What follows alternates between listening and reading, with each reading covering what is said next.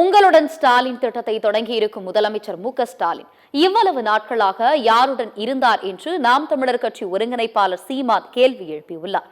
பெருந்தலைவர் காமராஜரின் 123வது பிறந்த நாளை ஒட்டி கிண்டியில் உள்ள காமராஜர் திருவுருவ சிலைக்கு சீமான் மாலை அணிவித்து மரியாதை செலுத்தினார். பின்னர் செய்தியாளர்களை சந்தித்த அவர் உங்களுடன் ஸ்டாலின் திட்டம் குறித்து கடுமையாக விமர்சித்து பேசினார். திமுகவை ஒழிக்க காலம் வந்துவிட்டது என்று கூறிய சீமான் யார் ஆட்டம் சிறப்பாக உள்ளது என ஆடி பார்த்து விடுவோம் என்று தெரிவித்தார். உண்மையிலேயே நல்ல ஆட்சியை மக்கள் விரும்புகிறார்கள் என்றார். என்னாகும் என தெரியுமா என்று சீமான் கேள்வி எழுப்பினார்.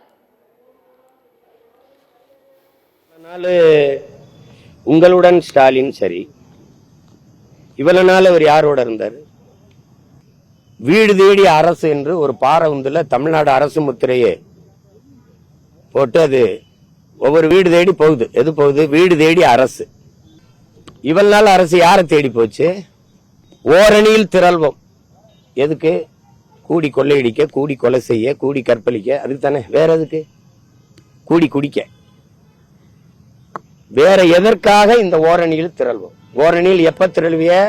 தேர்தலுக்கு 6 மாசம் இருக்கும்போது. உங்களை ஒழிக்கிறதுக்கான காலம் வருது. ரொம்ப நாளா இருக்குது. 6 மாசம் தானே, ஆடி பார்த்துருவோம். தொடர்ந்து பேசிய சீமான் காமராஜருக்கு மரியாதை செலுத்த வந்தால் கதவை பூட்டிய நபர் யார்?